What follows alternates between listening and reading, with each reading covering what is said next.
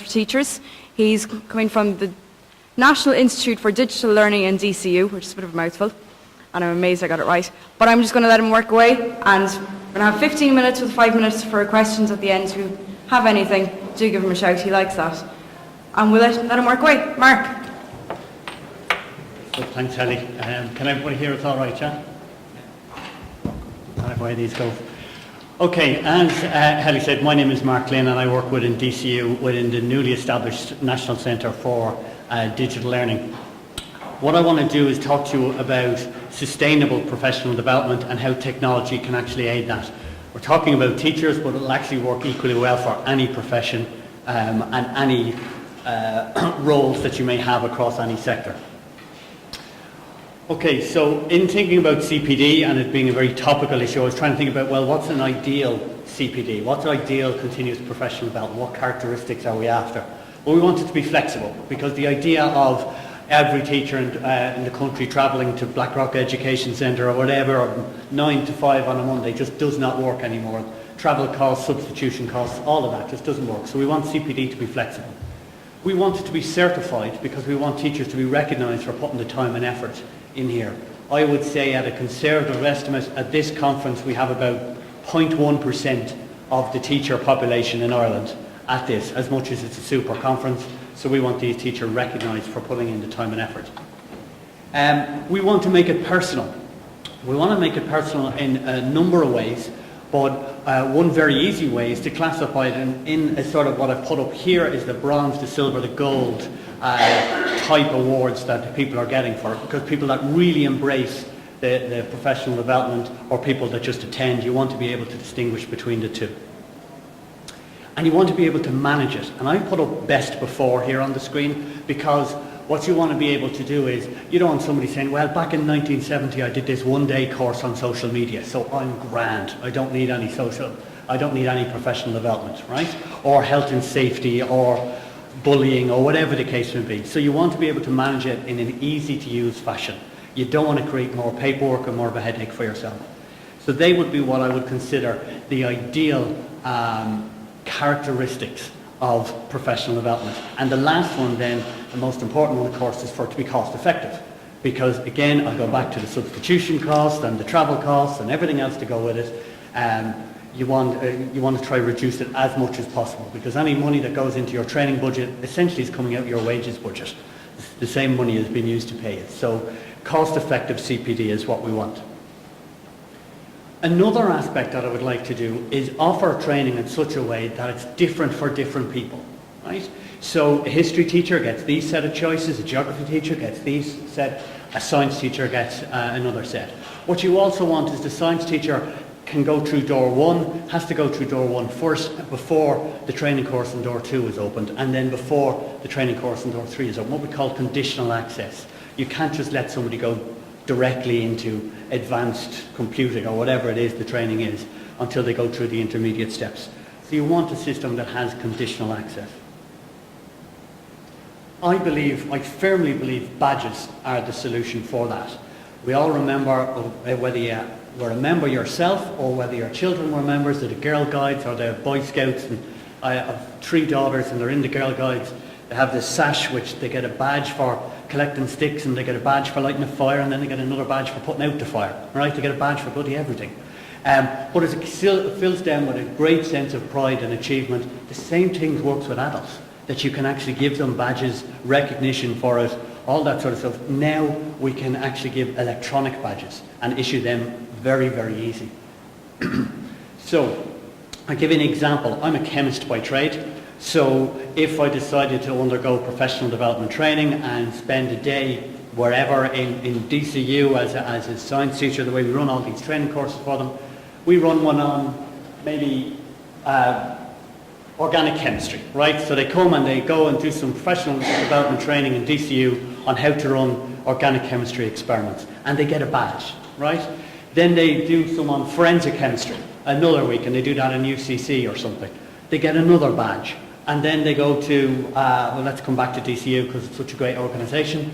They come back and they do organic chemistry or pharmaceutical chemistry there. Add them all up, all of these micro certifications, all of these small badges, add them all up, and now I have a badge for teaching chemistry at second level. Right? That's the sort of principle that I'm going for. And that can be done in a very, very easy way. And I could decide, well, no, I don't want to do forensics, but I want to do environmental chemistry, or I want to do something else. And I can pick and choose courses from wherever I like. All right, so it sounds a bit idealistic, but this can be implemented tomorrow. Absolutely no problem. The technology exists, the know-how exists, and more to the point, the course content already exists in a variety of different places. So where does it exist is the big question. We have in DCU, we have Moodle as our learning management system. In NUIG and Galway, here they have Moodle. In NUIG they have Blackboard. Other places have CESI or other learning management systems, and you'll hear all about this. And you may even have private companies that will have their own training sessions that they have for teachers. I know we have a publishing company up there that they may have training courses for their teachers, and indeed we could have a training program with EdSite, I think is what it is. So as teachers go on these various different training courses, they can be recognised and get a badge that's certified from this company. Whether they do an entire course or whether they do individual activities or just a handful of activities connected to one another, we can attach a badge to those activities. So how's it going to work? The way I see it, I'm stepping away from the microphone so I'll share it. If we had a central organisation, right, and I just put Moodle just so I didn't want to put one organisation bias over another. I could have put Teaching Council up there, or I could have put the PDST up there, or so on. But one organisation that hosts these badges, or at least recognises this, the collation of training programmes. And then what you want them to do is you want them to be able to link to training materials in DCU or some other small organisation as a part of that building city, or Harvard, you may hear of, or a publishers competition. But you want them to be able to link out to that material, because as the PDFT or as the Teaching Council, you don't want to have to generate all of this content. So the way you do that is through a technology which is called Learner Tool Interoperability, LTI, right? What it means is, if you have a Moodle course in your institution, and I have a course on Twitter, which I'll gladly share with anybody that needs it, created by Enda and myself. But if you wanted your teachers to undergo this training on Twitter, I send you a 12-digit link, right? 12-digit code. You put that into your Moodle installation, and when your staff or your students hit in your Moodle installation, so they go nowhere near mine, they don't even know I exist. When they hit on it, up pops my resource. Right? When they finish the resource, if they get above a certain grade which you specify, for example, you say when you score above 80%, you'll get a badge. If you score below 80%, you have to go back and do it again, or whatever criteria you decide to specify. When you do that, the badge is issued to you. It's also issued to the teacher, right? Or to the participant in the training course. Now, why is that important? It's important because it automatically goes into their, what Mozilla call it. These are all open badges, by the way, so they're all based on open source platforms. But it goes into their backpack, right? I go back to the Girl Guide analogy with the sash. So every single teacher will have their own backpack, which they then can display when they go for interviews in any school up and down the country. Because this is really important for brand new teachers who are trying to get work experience, or on their work experience and on their training courses, they're trying to get full-time jobs. So the PDST, if I use those as that central example with their Moodle site, can have all of these badges and a record of all of the training teachers, all the teachers that are being trained on all the different courses, all the badges awarded, and each individual teacher has their own professional development record.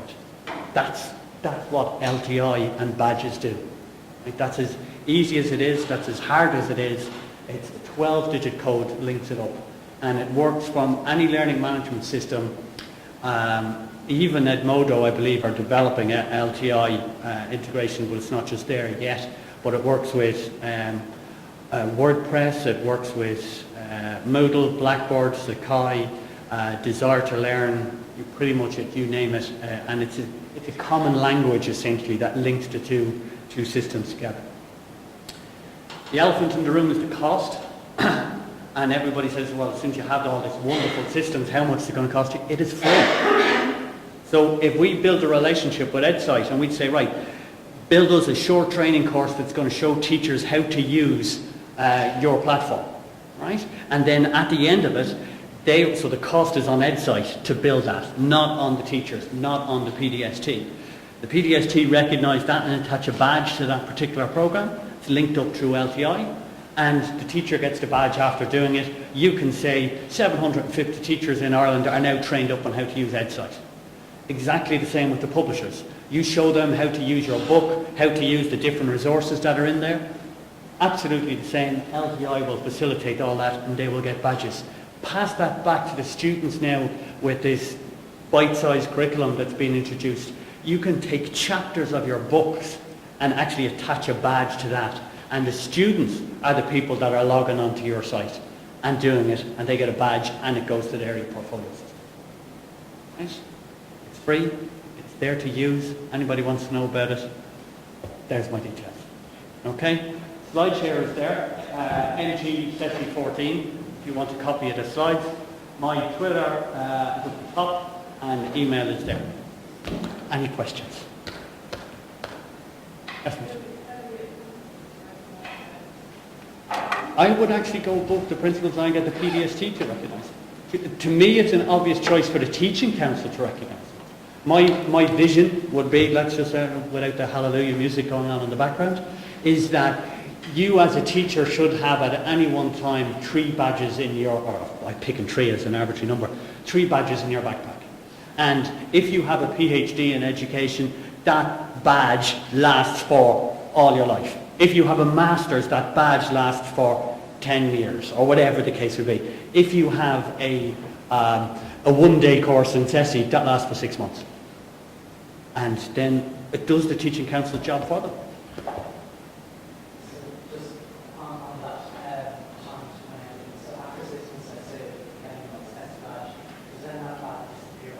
Yes, yes, yes. Is there a process for removing badges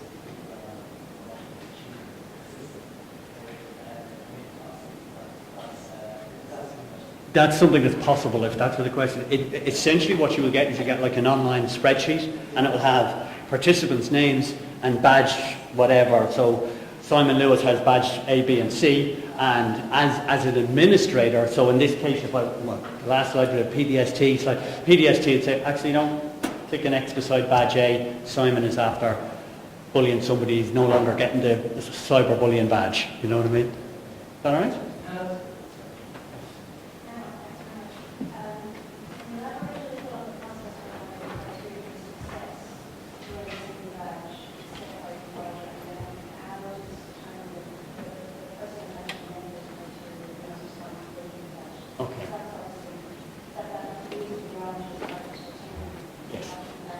Badges for actually doing some particular work. If I take the EdSite as an example, and I'm only picking you because you're closest to me, right? You're getting free publicity here, so it's okay.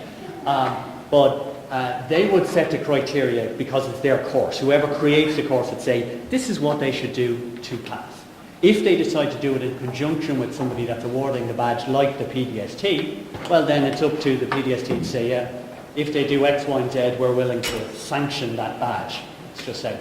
Now, in terms of what they do to get them to actually make sure that participants have got 80% in that quiz or submitted something, the ideal scenario is that it will be an automated process, the likes of an online quiz, that it won't take any what I call human interference in it. But it may, depending on the assessments that EdSite will bring into it, it may take some human intervention where you will have to say, yes, they have done some. A teacher submits a portfolio with lesson plans or something along those lines.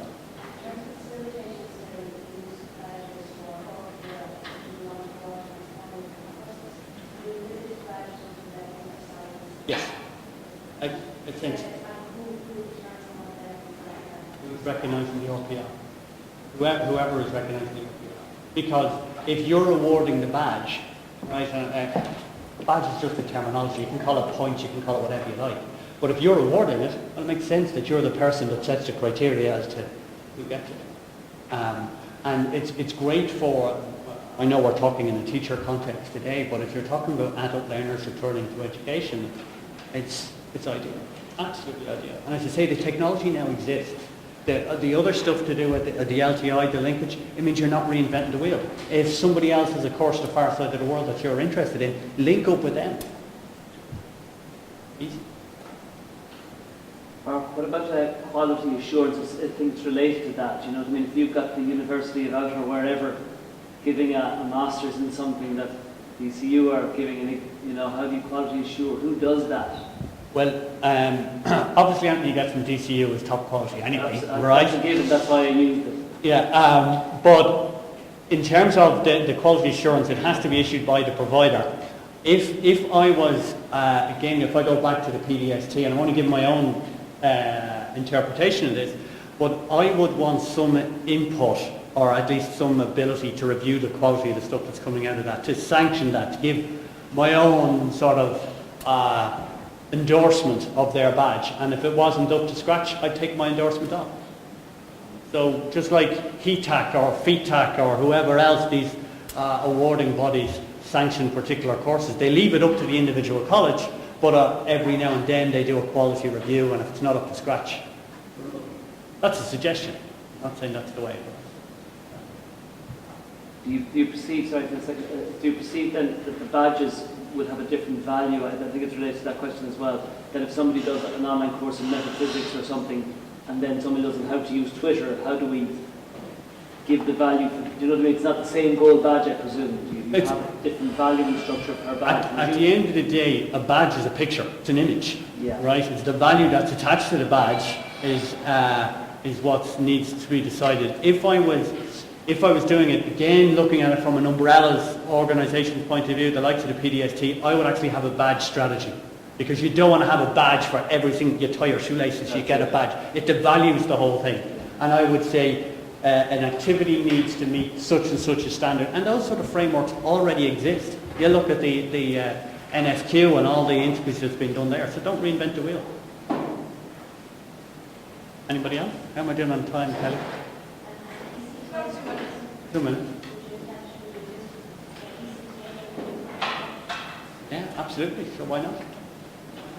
I think it would be a nice way to address that particular question, the quality of them. It's an idea. It's only limited by your imagination and the people in politics. Technology is never the problem. People in politics. Okay? Done? Thanks very much, folks.